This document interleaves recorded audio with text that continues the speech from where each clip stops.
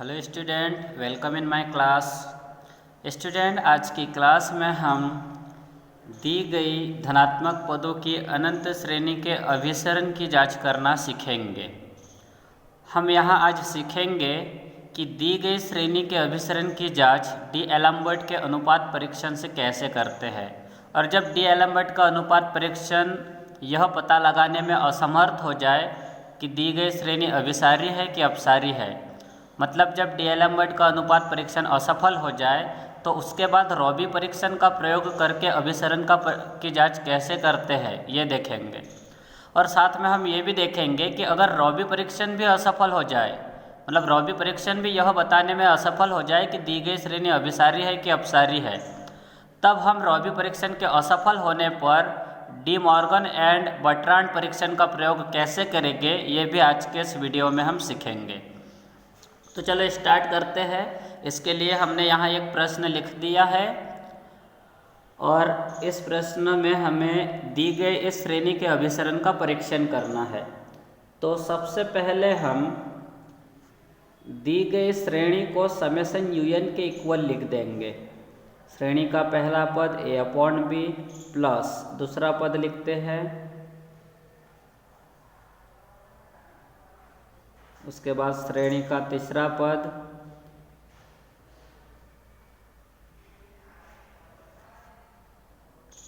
ये तीसरा पद भी लिख दिए हमने। और इस प्रकार इस श्रेणी में इस प्रकार के अनंत पद शामिल होंगे।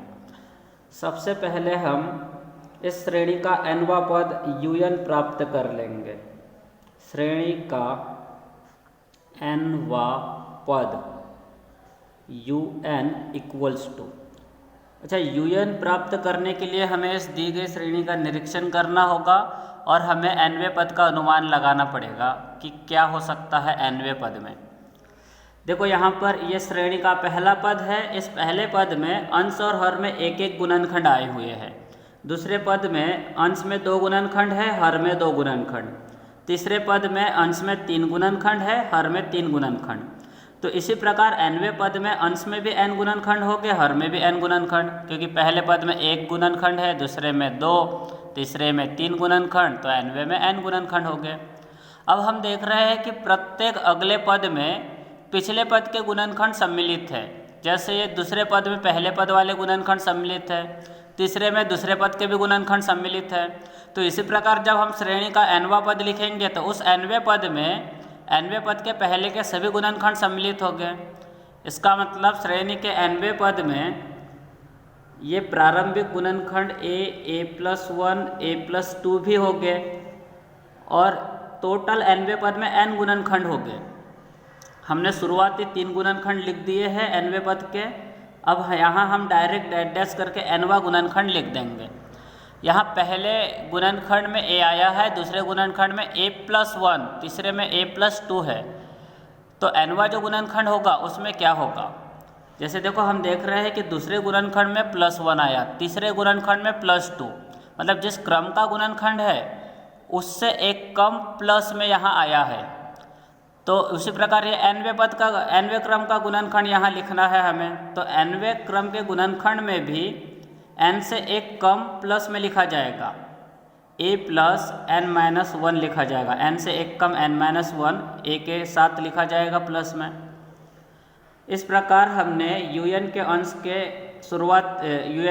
के n गुणनखंड लिख दिए, क्योंकि un में टोटल अंश में n गुणनखंड हो गए और हर में n गुणनखंड हो गए। अंश के n गुणनखंड लिख चुके हैं। इसी प्रकार हम हर के n गुणनखंड लिख देते हैं। ये हर के शुरुआती 3 गुणनखंड, फिर डैश करके डायरेक्ट nवां गुणनखंड लिखेंगे यहाँ हर का।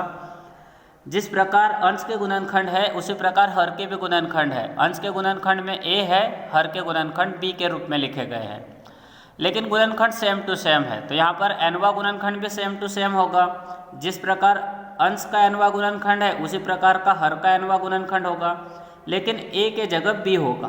तो इसका nवां गुणनखंड होगा b+n-1।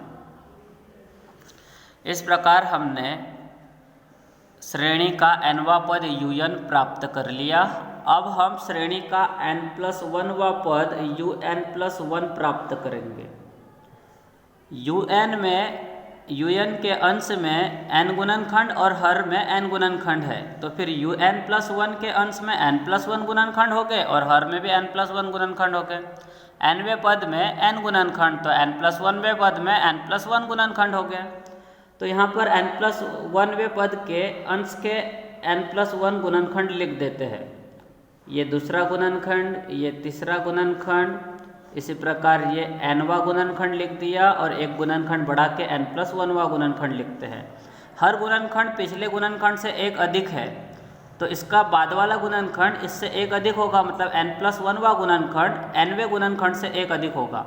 मतलब इसमें जब हम एक 1 को ऐड करेंगे तो हमें nवां गुणनखंड मिलेगा, n+1वां गुणनखंड मिलेगा a+n।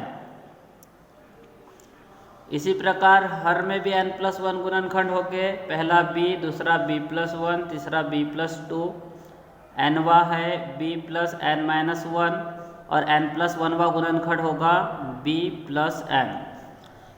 इस प्रकार से हमने un+1 का भी मान यहाँ प्राप्त कर लिया। अब डीएलेम्बर्ट का परीक्षण लगाने के लिए हम un/un+1 का मान प्राप्त करेंगे। मतलब हमें un को un+1 से डिवाइड करना है, तो जब un के अपॉन में un+1 लिखेंगे तो a से लेकर a+n-1 तक के गुणनखंड un+1 के a से a+n-1 तक के इस गुणनखंड से कैंसिल हो जाएंगे, मतलब ये गुणनखंड इन गुणनखंडों से कैंसिल। उसी प्रकार b से bn+1 तक के b से b+n-1 तक के ये गुणनखंड इन गुणनखंडों से कैंसिल हो जाएंगे। फिर अंश में un के जगह 1 बचेगा और हर में इतने गुणनखंड कैंसिल हो रहे हैं, ये 2 गुणनखंड बचे रहेंगे। मतलब un+1 में a+n बचेगा और उसके अपॉन में b+n बचेगा। un को जब un+1 से डिवाइड करेंगे, मतलब un/un+1 लिखेंगे तो इतने गुणनखंड कैंसिल हो जाएंगे, इन गुणनखंडों से इतने गुणनखंड कैंसिल हो जाएंगे और सिर्फ ये वाले गुणनखंड बचेंगे हर में और अंश में 1 बचेगा। इसे आगे लिखते हैं un/un+1 इक्वल्स टू b+n/a+n।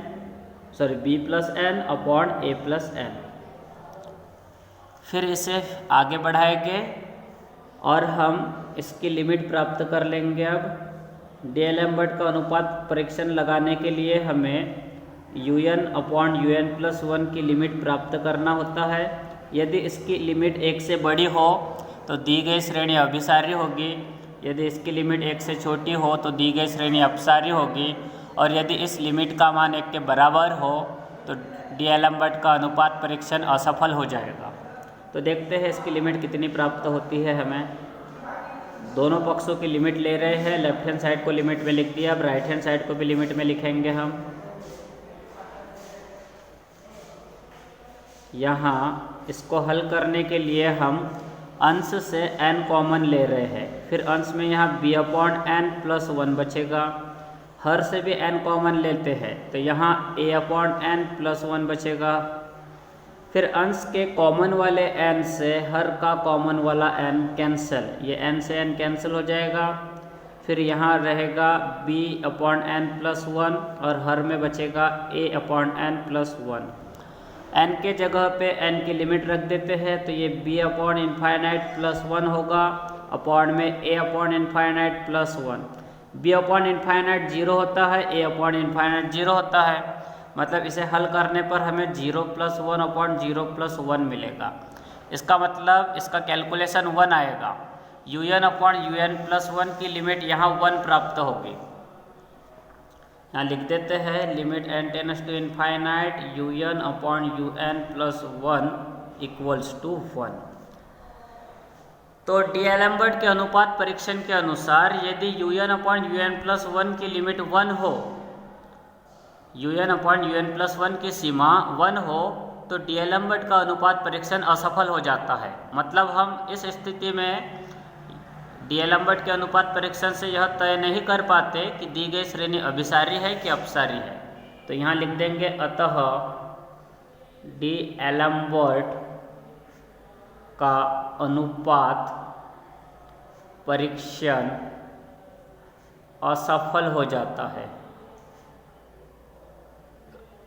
जब डी-एलम्बर्ट का अनुपात परीक्षण असफल हो जाए तब हम रॉबी परीक्षण का प्रयोग करके दी गई श्रेणी के अभिसरण की जांच करने की कोशिश करेंगे। इसलिए रॉबी परीक्षण के लिए डी-एलम्बर्ट का अनुपात परीक्षण असफल हो गया है, तो हम अब रॉबी परीक्षण का प्रयोग करके दी गई श्रेणी के अभिसरण की जांच करेंगे। इसके लिए हमें रॉबी परीक्षण को अप्लाई करने के लिए हमें n bracket of un upon un plus 1 minus 1 का मान ज्ञात करना होता है और उसके बाद इसकी लिमिट प्राप्त करना होता है। यदि इसकी लिमिट 1 से बड़ी हो तो दी गई श्रेणी अभिसारी होगी, इसकी लिमिट 1 से छोटी हो तो रॉबी परीक्षण के अनुसार दी गई श्रेणी अपसारी होगी। लेकिन यदि इसकी लिमिट 1 के बराबर हो तो रॉबी परीक्षण भी असफल हो जाएगा। मतलब रॉबी परीक्षण से भी यह तय करना पॉसिबल नहीं होगा कि दी गई श्रेणी अभिसारी है कि अपसारी है। तो देखते हैं इसकी लिमिट कितनी प्राप्त होती है हमें। ये n जैसे का वैसा un के जगह un अपॉन un प्लस 1 के जगह इसका मान लिख देंगे हम। un अपॉन un प्लस 1 का मान है b plus n upon b a plus n, upon में था a प्लस n, और ये un अपॉन un प्लस 1 का मान लिखा, फिर ये माइनस 1 लिख देंगे हम। ये n जैसे का वैसा एलसीएम आएगा यहाँ b नहीं, यहाँ a है, एलसीएम a प्लस n आएगा। फिर क्रॉस मल्टीप्लाई करने पर हमें अंश में प्राप्त होगा b plus n minus a minus n। ये n जैसे का वैसा प्लस n से माइनस n कैंसल, अंश में बचेगा b माइनस a और यहाँ हर में बचेगा a प्लस n। फिर इसके बाद हम इसकी लिमिट प्राप्त कर लेंगे। यह जो मान है यह n bracket of un upon un plus 1 minus 1 का मान है। दोनों पक्षों की लिमिट ले लेते हैं, तो limit n tends to infinite un into n plus un upon un plus 1 minus 1, इसकी लिमिट होगी limit n tends to infinite n b minus a upon a plus n। दोनों पक्षों को लिमिट में लिख दिया। अब हम यहाँ लेफ्ट हैंड साइड को हल करते हैं।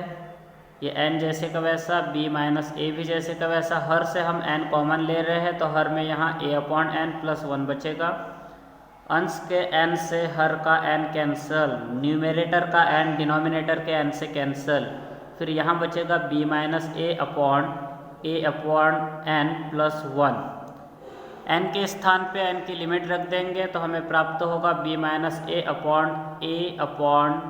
n plus a upon infinite plus 1। n के जगह n की लिमिट इनफाइनाइट लिख दी है हमने।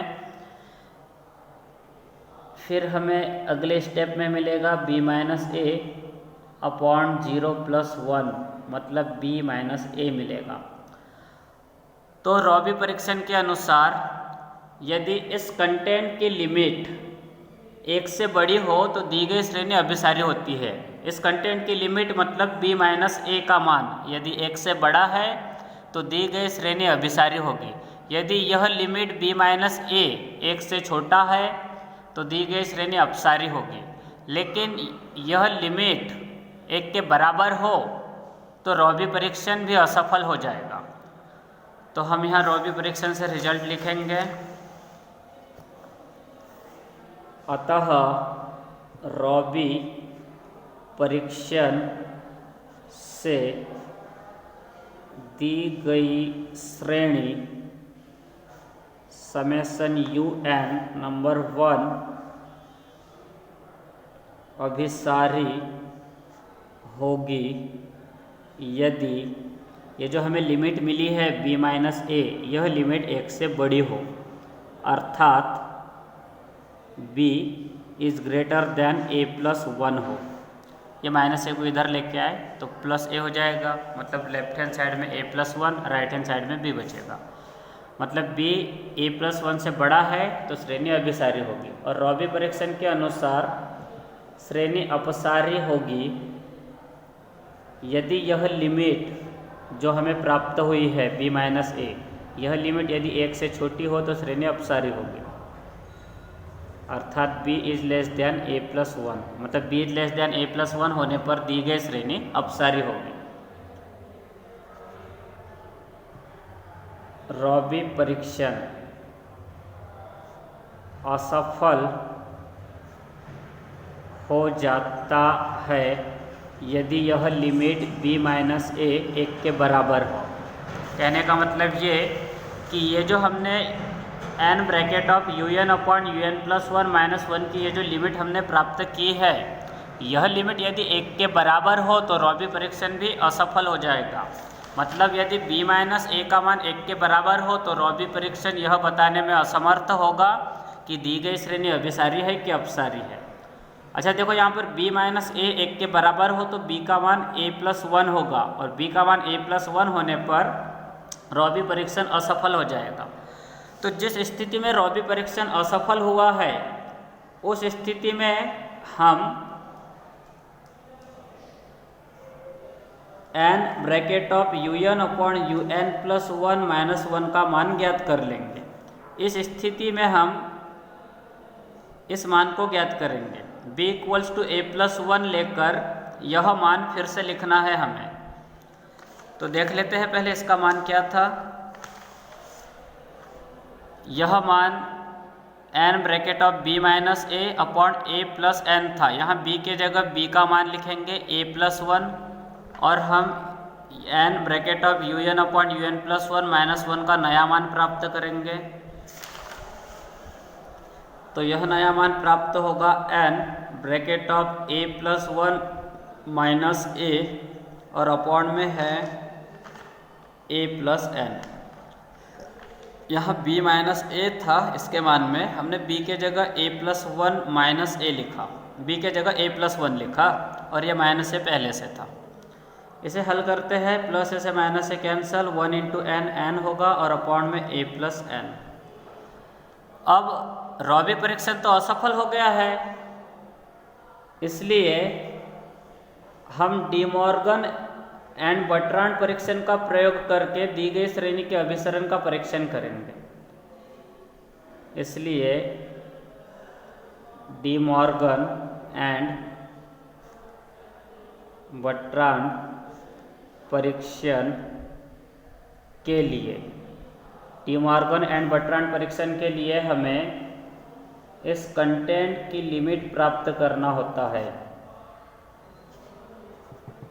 ये जो कंटेंट हमने यहाँ लिखा है, इस पूरे कंटेंट की यहाँ लिमिट प्राप्त करना होता है डी मॉर्गन एंड बर्ट्रांड परीक्षण के लिए। यदि इस कंटेंट की लिमिट 1 से बड़ी हो तो डी मॉर्गन एंड बर्ट्रांड परीक्षण के अनुसार दी गई श्रेणी अभिसारी होगी, और 1 से छोटी होने पर श्रेणी अपसारी।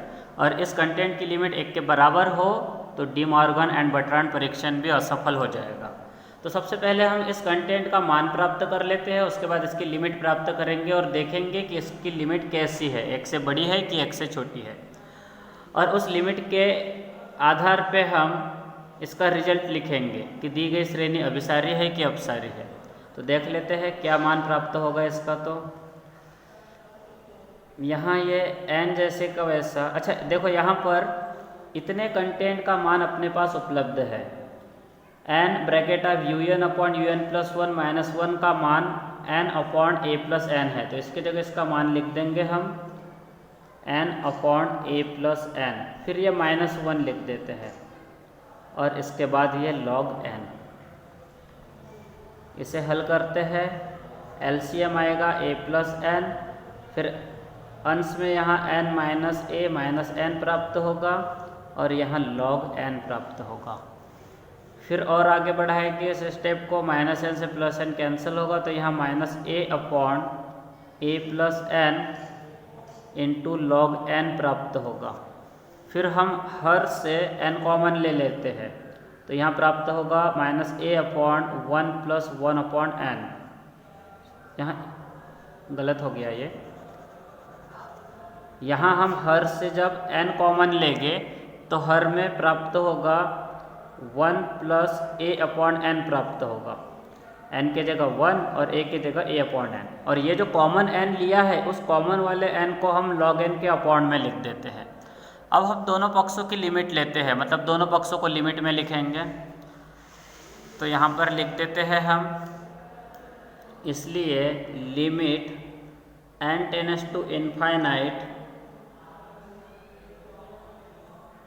n bracket of un upon un plus 1 minus 1 फिर माइनस 1 और यहाँ log n equals to limit, दोनों साइड को लिमिट में लिख रहे हैं हम, limit minus a upon 1 plus a upon n और यहाँ limit n tends to infinite log n upon n लिख दिए।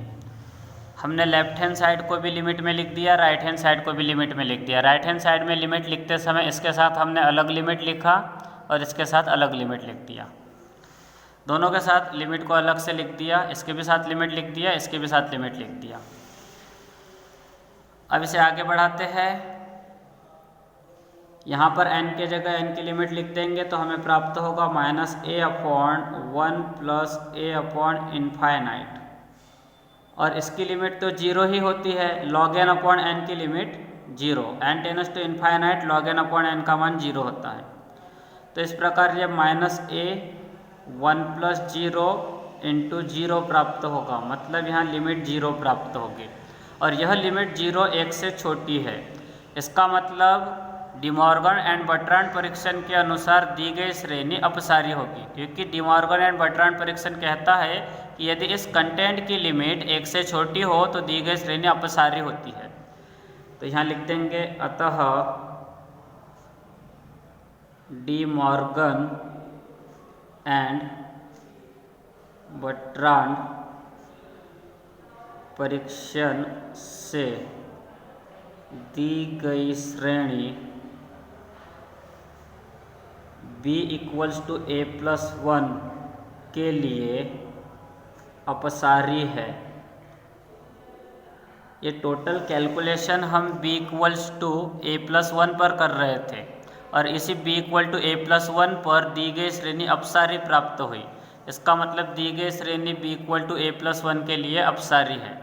अब जितना भी रिजल्ट हमें यहाँ मिला है, टोटल रिजल्ट को एक साथ लिख देते हैं लास्ट में।